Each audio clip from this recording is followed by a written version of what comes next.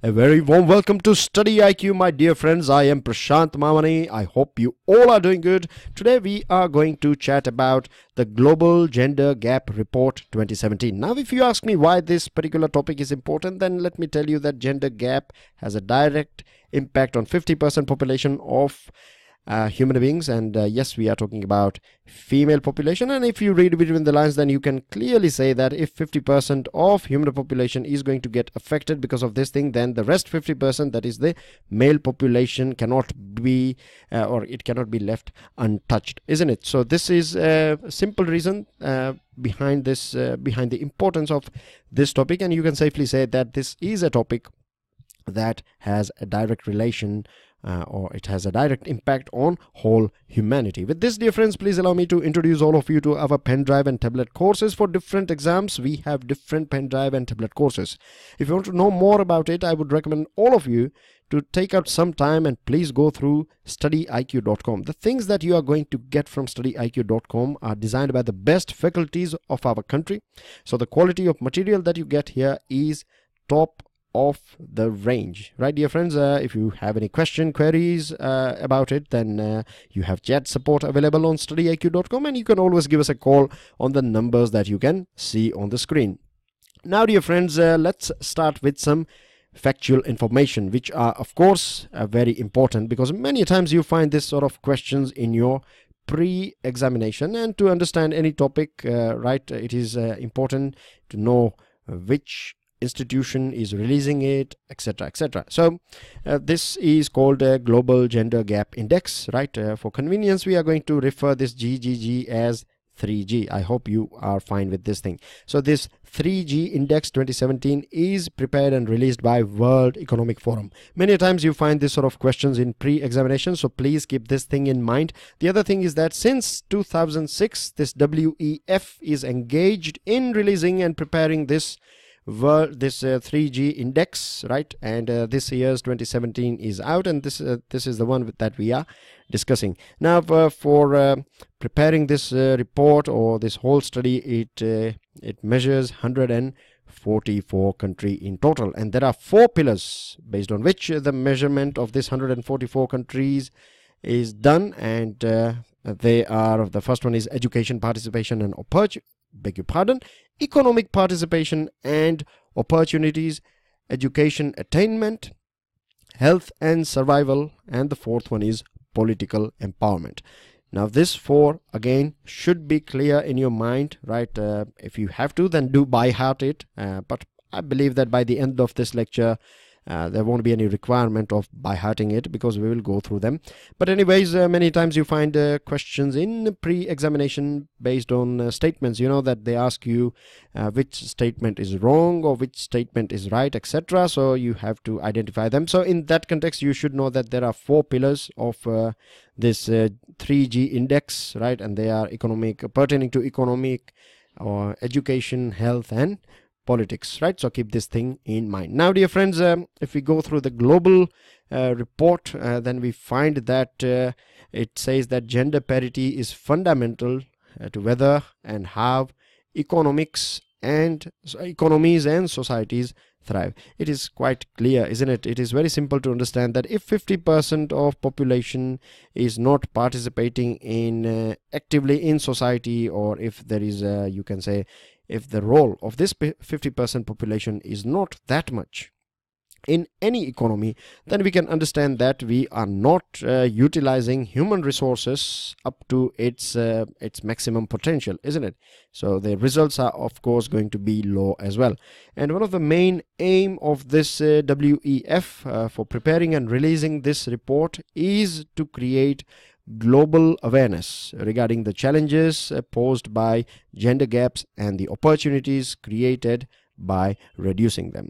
We'll go through this global scenario, dear friends, and it's very sad to know that this year's global story is quite dark and bleak. And if you go through the statement of WEF officials, then you find that they are saying that 2017 is not a successful year at all. And the reason is that because this is the first time since 2006 the gap across all 4 pillars, right, all these political political, economic, and educational and health. These 4 pillars all across the board, we have seen a sort of a widening of gender gap or global gender gap, which is of course a negative thing, isn't it? This is not something that we want to do, particularly in this era, right? We are living in a world where we have the latest communication technologies, and we can spread awareness regarding any particular topic or anything, and we have all this transportation and technologies and everything. But then as well, we are seeing that the gap is widening, which is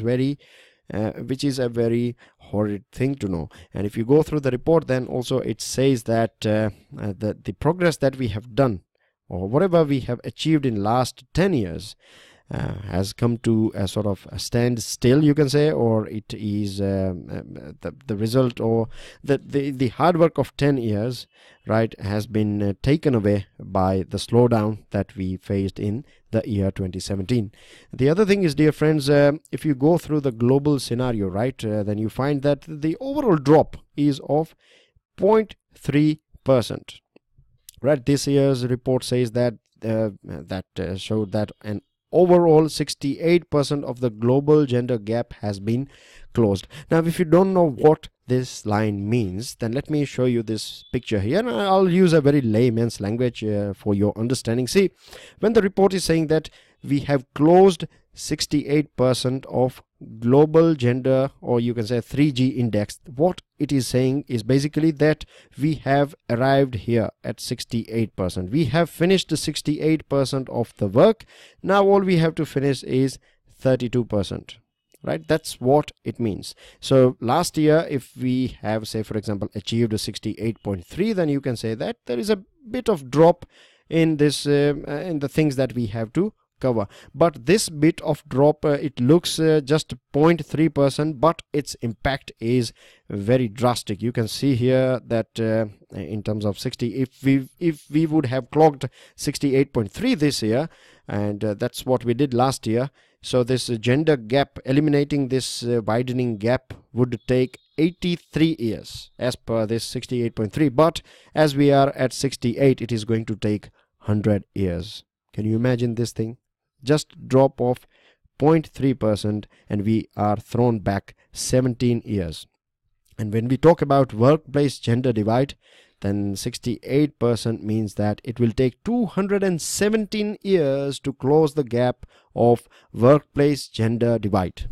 So this is the severe impact of drop, and that's the reason why this World Economic Forum officials are not happy about this 2017. Now the other thing is that there are some toppers as well, right, and Iceland has been doing fantastic in this term, and since last 9 years Iceland is on the top of the table. It is on the top of the ladder, and you can see other countries, and I'm sure now you find this in Norway, Finland and Sweden, and other countries, right, like New Zealand, Ireland. These other countries, they are always on number top. They are always top rankers when it comes to best place of living and best facilities and etc etc. But the thing is, see here a country called Rwanda. When we were discussing this global hunger index, at that point of time India and Rwanda were having same score, right? And Rwanda, let me tell you, has been going through this civil war sort of thing and disturbances for the longest period of time. Then as well, it has done absolutely fantastic when it comes to this global gender gap index. There is one more country that is not that good in overall sense when you talk about, when you compare this country with India. This is Philippines. Philippines, they have many problems, like terrorism is there. They have drugs and other issues as well. It is not that democratic when you compare it with India. Our democracy is more mature and things like that. Then as well, it is doing quite good. So we can clearly say that it's not the normal stereotype that everyone has, that African countries are lagging behind. Overall, Africa is of course lagging behind, but there are some shining stars in Africa and Asia as well. So this country, Iceland, has been doing great, and they have closed nearly 88%. So based on this example, you can say that they have reached somewhere here, so they have to cover now only 12 things. 12% of the job is left for the Iceland to do, and the way it is going, the way it is carrying itself from last 9 years, we can say that it won't be that difficult. In near future, we will see that this gap would be closed by Iceland. Now here is one more thing that I would like to talk to you about, and here you can see when it comes to health and education, on global level we have seen a sort of improvement. You have to cover 5% here and 4% here, isn't it? But what happens is when you have dropped down in this aspect, in economic participation and political empowerment, when these things are falling down, this will impact the overall result. So this is one of the main reason. And moving on, let's see where we stand, right? Where as a country India is standing at present. We are at 108. Now this is one of the main reason why I displayed 144, so that you know that where we stand. Out of 144, if we are achieving 108th rank, then this is not good at all. And on one side we are seeing all this development and technology and digitization and other things taking place in our country, but if we see the darker side, if we focus on the darker side, then we find that overall we are the development or achievement or in terms of economy, that or the growth that we are getting is not happening with everyone, right? The benefits of this economic development is not divided between each and every person of our country.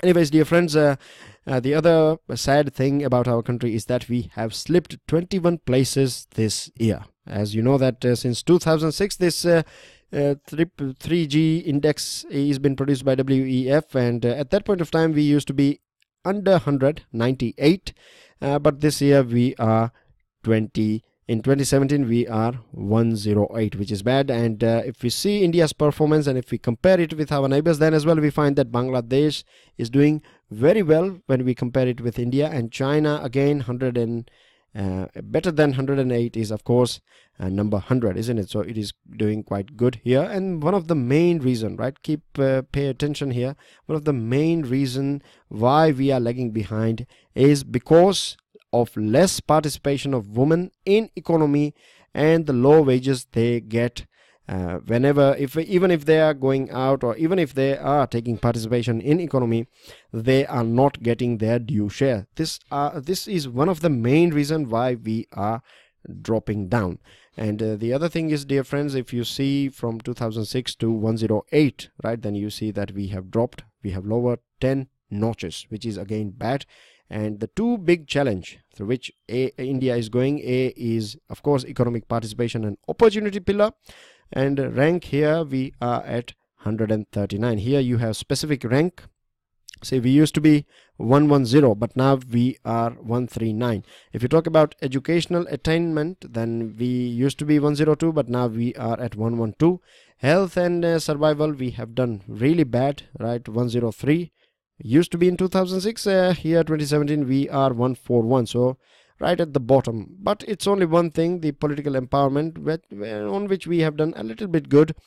From 20 we are at 15, but again the ground realities are a bit different, and I'll take you through it as well, where we stand in this thing. Now talking about this political empowerment, dear friends, you know that it was Prime Minister Indira Gandhi, late Prime Minister Indira Gandhi, as she was the first lady, right, and you can say the only lady so far who has done a job of or executed a job of Prime Minister in our country. Since then we haven't seen any lady reaching this or you can say top of the table.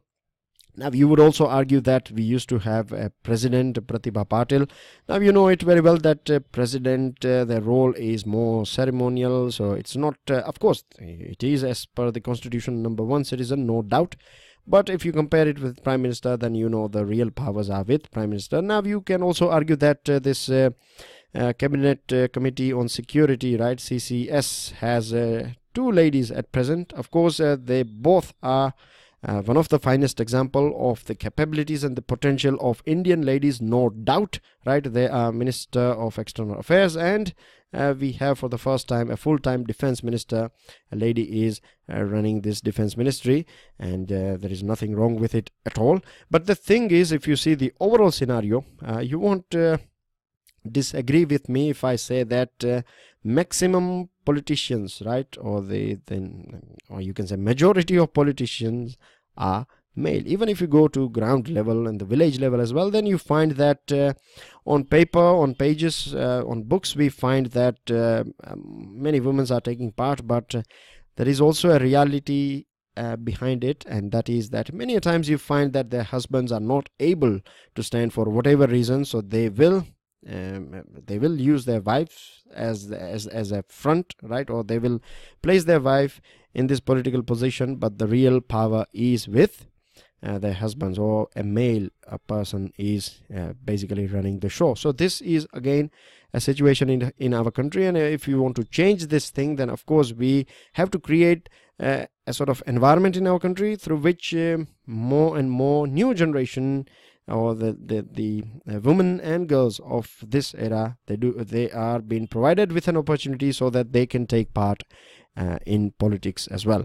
And when we talk about workplace gender gap, and it is very important because nowadays we know that if a country is doing economically well, then it can invest after education, it can invest after health and skill development and other things.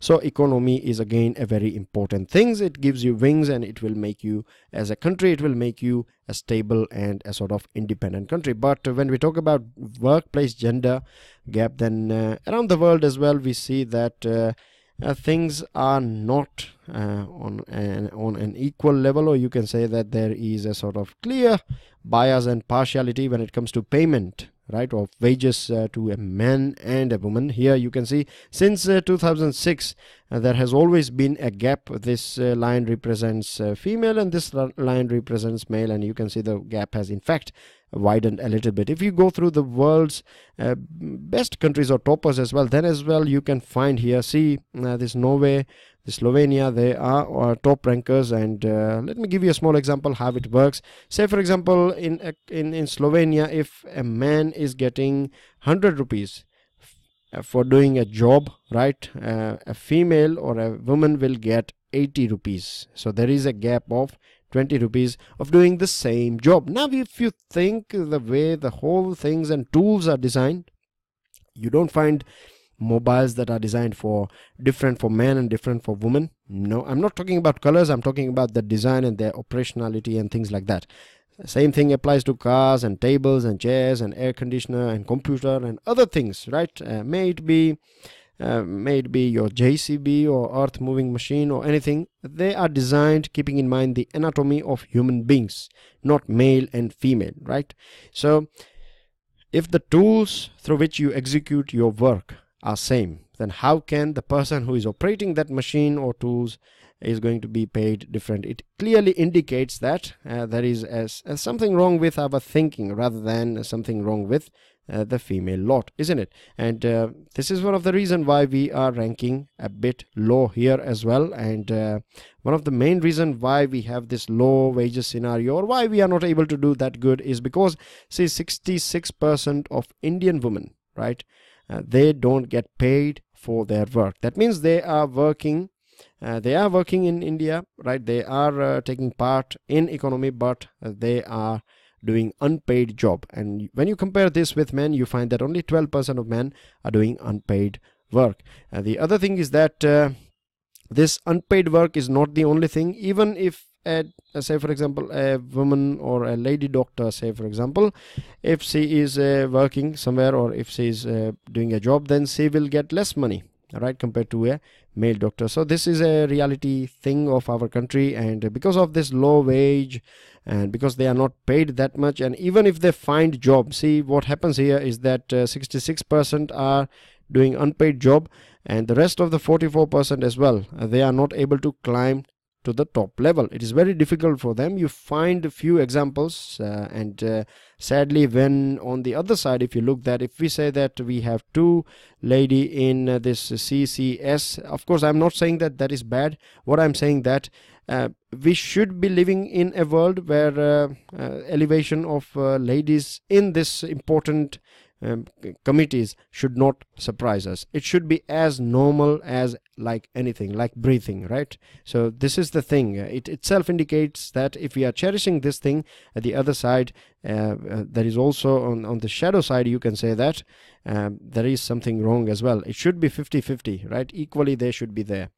But anyways, moving on, dear friends, if we want to change this thing, then of course we need more MLAs and MPs, right? Women MLAs and women MPs. We need more senior officials and managers and other technical workers, other positions should be taken by women, and that can be done only when we provide a right environment. And what are going to be the benefits of this thing if we integrate women completely in economy? Then see the benefits in terms of GDP, in terms of figures. Can you imagine? Alone UK will get $250 billion addition in their GDP. USA $1,750 billion. 550 for Japan, 320 for France, and 310 for Germany. And for China, it is going to be 2.5, not billion, but 2.5 trillion. And overall world's GDP will grow, or $5.3 trillion will be added to the global GDP by 2025 if we ensure that we create an environment in which the women can participate just like men. Now, talking about India's performance, there are some positive sides like the primary education. In terms of primary and secondary education, things are a bit good, and for the first time we have seen that when it comes to higher education like college and university, we have seen a sort of rise here, which is not bad at all. But on the same side, we have some negative sides like we don't see we say, for example, if you have 100 girls or 100 girls and women at different level in college and universities, but after that you don't find all this 100 working or taking part in economy. So this could be marriage and other cultural thing could be a reason behind this thing. So it is not producing this result, but hopefully these things will change if all of us as a stakeholder do sincerely think about it. And the other thing is that the share among senior managers and other important posts have also stagnated has been stagnant for quite a long period of time. So these are some negative sides as well. And in terms of health, we are, as I told you, we are at the bottom, right? We are fourth lowest in the world. So this is a thing that we have to improve as well. And in closing remarks, I would like to say that when women and girls are not integrated as both beneficiary and shaper, the global community loses out on skills, ideas, and perspectives that are critical for addressing global challenges and harnessing new opportunity. This is very important statement here. And the other thing is that if you go through the statement of the chairman of World Economic Forum, Klaus Schwab, then he says that countries have to decide. Those countries are going to survive, those companies are going to survive, the companies and countries that can innovate. And if they want to innovate, then they have to integrate women in their workforce, and they have to utilize or explore the talent pool of this woman lot. With this, dear friends, I end this discussion. I believe that with the help of this discussion, many things are clear to you now. Do let me know how you are finding this discussions, and don't forget to check out StudyIQ.com for pen drive and tablet courses. Do subscribe to our channel. You can also share, feel free to share this lecture with your friends, and you can also share it on your social networking sites and other platforms. And do give us your like if you have learned something out of it. And in the end, if you allow me, then I have a food for thought for you guys, right? My food for thought, or the thing that I'm wondering about is that should we include the work of housewife, right? You know that housewife's work is not generally appreciated, right? But they do, it is a sort of full-time job, isn't it? It is a job in which you don't get any sort of official holidays or pay or anything like that. So my question to you is that should we include housewife's work? Should we count it in our calculation of GDP? I will leave it on you guys to think about, and I would really appreciate if you can pass me your valuable comments and your feedback on this question. With this, I end this discussion. I will see you all soon. Till then, enjoy your studies, stay curious. This is Prashant Mavani signing off. Jai Hind.